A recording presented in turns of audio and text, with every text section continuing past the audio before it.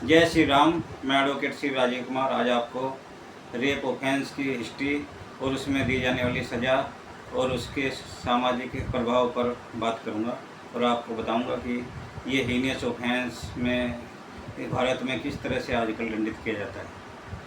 Rape की परिभाषा section 375 में दी हुई है और ये परिभाषा आज से नहीं, ये आपकी जो है 6 अक्टूबर 1860 जब से IPC 1860 लागू है तब से ही है। और ये परिभाषा 2013 से पहले तक रही है। मतलब जो 2013 का अमेंडमेंट था वो आपका अमेंडमेंट 3 फरवरी 2013 से लागू हुआ, तो उससे पहले तक ये सेम परिभाषा रही है। और इसमें सेक्सुअल इंटरकोर्स की कई एक परिभाषा थी। उसके बाद जो है जो अमेंडमेंट हुआ है 3 फरवरी 2013 से, उसमें जो परिभाषा है उसमें 4 सब क्लास जोड़ दी गई है और सेक्सुअल इंटरकोर्स को विस्तार दिया गया है, जिसमें जो है आज की डेट में काफ़ी इसकी विस्तृत परिभाषा है। इसमें सेक्सुअल इंटरकोर्स तो है ही, साथ ही जो है आप ऑब्जेक्ट से इंटरकोर्स करते हैं, किसी पार्ट ऑफ बॉडी से इंटरकोर्स करते हैं, या जो है आप जो है माउथ से करते हैं, तो जो है ये सब जो है आपको रेप की परिभाषा में शामिल कर लिया गया है। अब मैं ये बताऊंगा कि जो रेप है उसमें जो सेक्शन 375 है उसमें जो सज़ा होती है, अगर 376 का आरोप साबित हो जाता है तो सज़ा मिलती है 376 में। सेक्शन 376 में 2 सेक्शन है, सेक्शन 1 और सेक्शन 2। सेक्शन 1 जो है वो उसमें जो प्रावधान किया गया है उसके अनुसार सज़ा दी जाती है। और उसमें जो 1860 का प्रावधान था जो 1983 तक चला, उसमें यह था कि सज़ा हो सकती थी मिनिमम 1 दिन से लेकर आजीवन कारावास तक, या मिनिमम 1 दिन से लेके और 10 साल तक हो सकती थी। ये सज़ा का आपका प्रावधान था। और इसमें ये सज़ा बहुत ही कम थी, क्योंकि जो है मिनिमम 1 दिन तो बहुत ही कम सज़ा है। और आज़ादी से पहले इस तरह के कुछ कन्विक्शन हुए भी हैं जिसमें केवल 1 दिन की सज़ा दी गई थी। तो इसे उसके बाद जो है कुछ ऐसी घटनाएं हुई जिसके द्वारा ताराचंद का के 2 हेड कांस्टेबल और 1 कांस्टेबल का केस था। उसके बाद जो है कुछ आंदोलन हुए, उसके बाद 1983 का अमेंडमेंट लाया गया और सज़ा को मिनिमम 1 दिन से बढ़ाकर मिनिमम 7 साल कर दिया गया और आजीवन कारावास मैक्सिमम सज़ा कर दी गई। उसमें भी एक प्रोविज़न और जोड़ दिया गया कि अगर जजमेंट में जज साहब ये विशेष रीजन दे तो सज़ा को 7 साल से कम किया जा सकता है। यानी पहले वाला जो प्रोविज़न था वही फिर से बना दिया गया कि भाई सज़ा फिर मिनिमम 1 दिन की भी हो सकती है। तो इस तरह से उसका ज़्यादा प्रभाव हमारे समाज पे नहीं आया है और रेप को की सज़ा कम ही होती रही है और महिलाओं को इस तरह से नुकसान होता रहा और रेप की प्रवृत्ति ज़्यादा बढ़ती रही। इसका सही जो कारण आया समझ में वो आया निर्भया कांड के बाद, क्योंकि जब हमारी बेटी निर्भया को दिल्ली में जो है गैंग रेप किया गया और उसके बाद आंदोलन हुआ, तो उसके बाद जो है जो अमेंडमेंट आया जो 3 फरवरी 2013 से लागू हुआ, उसमें जो है सज़ा को बढ़ा दिया गया और 375(1) की जो सज़ा है वो एक मिनिमम 7 साल से लेके आजीवन कारावास से तक कर दी गई। और उसमें जो प्रोविजन था कि भाई 7 साल से कम भी हो सकती है सज़ा, उसे हटा दिया गया। इसे और स्ट्रिक्ट किया गया 2018 में, और स्ट्रिक्ट किया और 376(1) की जो सज़ा है मिनिमम 7 साल से बढ़ा के मिनिमम 10 साल कर दी गई और जो है आजीवन कारावास तो है ही है। इसके अलावा जो अन्य ऑफेंस हैं, कुछ जो सेक्शन 376(2) के ऑफेंस हैं या आगे 376(A), B, C, D, A, B, B, C, इस तरह से जो ऑफेंसेज हैं वो गंभीर किस्म के अपराध हैं, तो उसमें और स्ट्रिक्ट सज़ा कर दी गई। उसमें फांसी तक का प्रोविज़न भी है। एक रिपीट ऑफेंडर अगर कोई रेप का है तो उसके लिए जो है आजीवन कारावास से लेकर फांसी तक की सज़ा भी है। इसके अलावा अन्य अपराधों में भी फांसी तक की सज़ा है। तो इस तरह ये कानून को स्ट्रिक्ट किया गया है पहली बार 3 फरवरी 2013 से। अब यहाँ ये बात आती है कि कई बार महिला और पुरुष के संबंध कंसेंसुअल होते हैं और उस कंसेंसुअल संबंध में पुरुष तो उभर जाता है उस चीज़ से। महिला को हमारे समाज में ये चीज़ स्वीकृत नहीं की जाती कि भाई महिला जो है अनिकता दिखाएगी।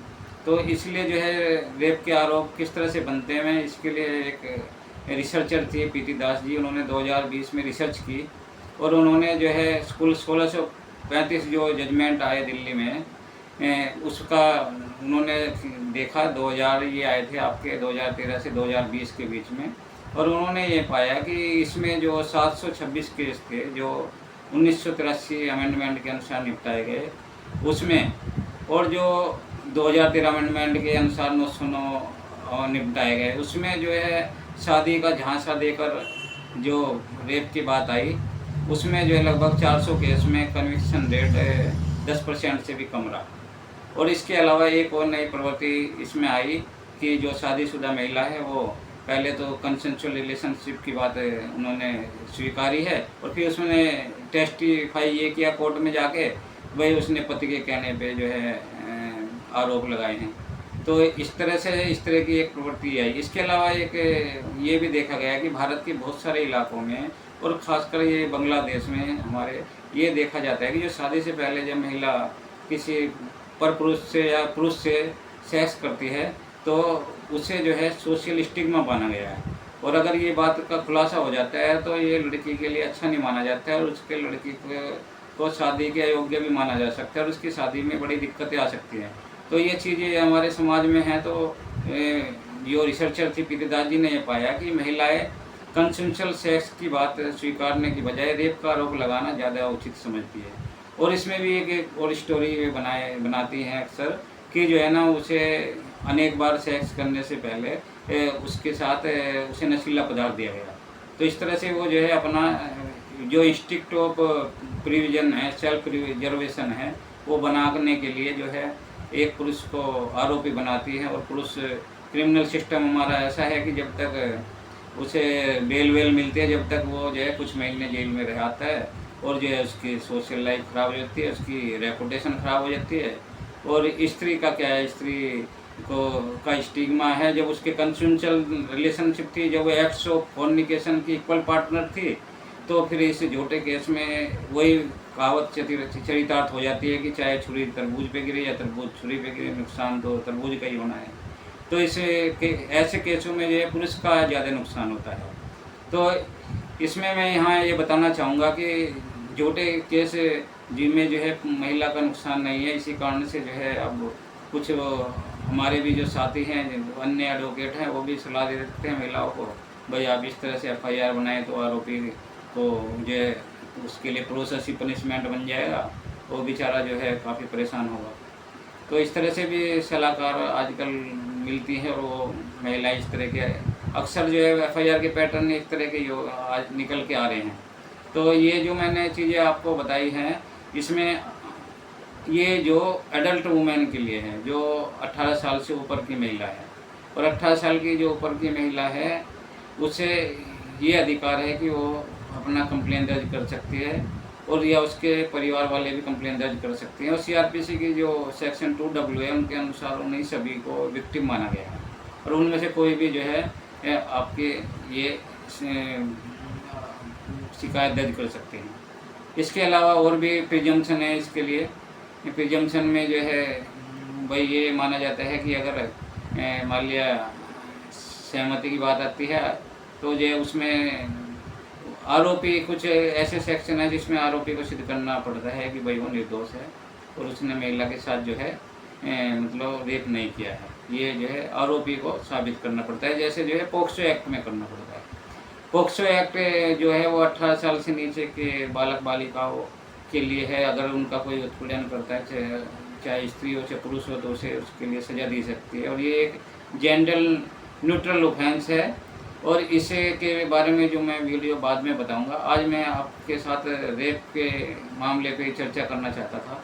और जहाँ तक ये रेप की बात है, तो रेप में जो आजकल जब से ये मोबाइल आया है, ये तब से जो है जो युवक युवतियाँ हैं इसमें कि जो इमोरल कंडक्ट है वो कुछ ज़्यादा निकल के आ रहा है, और जो है जो एक्ट ऑफ फॉर्निकेशन है वो ज़्यादा आ रहे हैं। और उसके बाद जो है जब स्थिति बिगड़ती है तो उन्हें जो है रेप का आरोप लगाया जाता है। इसी तरह थोड़ा सा मैं आपको आइडिया देना चाहूँ पोक्सो का। और पोक्सो में 18 साल से छोटी बालिका है या बालक है, और जो है वो ये भी कहता है कि भाई उसके सहमति से उसने संबंध बने उसके आरोपी के साथ, तो कोर्ट ये मान के चलता है कि उसका रेप हुआ है, क्योंकि 18 साल से छोटे का जो भी है बालक बालिका वो सहमति के लायक नहीं समझा गया है। या जो है स्त्री पुरुष जो भी 18 साल से छोटा, वो सहमति उसकी इमैटेरियल है उसके लिए। और उसके परिवार वाले अगर कहते हैं कि जी ये इसका सेक्स कन्फर्म हुआ है इसका आरोपी के साथ, तो आरोपी को सज़ा मिलनी होती है। ये जो है एक प्रिजम्पशन है। इसके अलावा जो है मैं यही कहना चाहूँगा कि ये बहुत ही हीनियस ऑफेंस है, तो महिलाएं किसी भी व्यक्ति पर झूठे आरोप न लगाएं। ये उसके पूरे कैरियर को ख़राब कर सकती है, उसकी रेपुटेशन को ख़राब कर सकती है, उसकी सोशल इमेज को ख़राब कर सकती है। जहाँ तक सेक्स की बात है तो जो है वो तो ये सदियों से ही सेक्स के लिए नियम बनाते रहे हैं। और जो है सेक्स को ऐसा तो नहीं है कि ये तो यूनिवर्सल चीज़ है, ये मतलब जितने जंतु हैं वो भी करते ही हैं। बस ये है कि पुरुषों मानवों के सेक्स को नियमन किया गया है, उसके लिए सोशल नियम बने गए हैं। सोशल नियम की वजह से जो है इस बेसिक इंस्टिंक्ट में कई बार जो है सेक्स को रेप का आरोप लगा दिया जाता है, तो पुलिस की तो ज़िंदगी एक तरह से ख़राब हो जाती है। और स्त्री भी को भी कई बार अगर उनका एक्चुअल में उनका रेप होता है तो स्त्री को भी नुकसान होता है, तो इसकी पर्सन और उसकी जो को नुकसान होता है स्त्री के।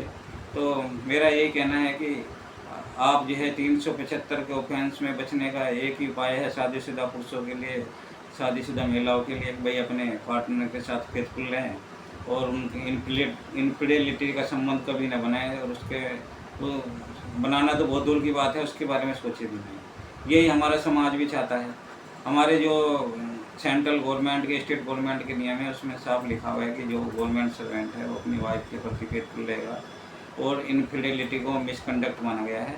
तो इसलिए कोई भी व्यक्ति, कोई भी सरकारी कर्मचारी इनफिडेलिटी ना करे, अदरवाइज उसे जो पेनल्टी डिपार्टमेंट देगा वो फिर उसे स्वीकार करनी पड़ेगी, और उसे समाज भी अच्छा नहीं मानता है। धन्यवाद। जय हिंद।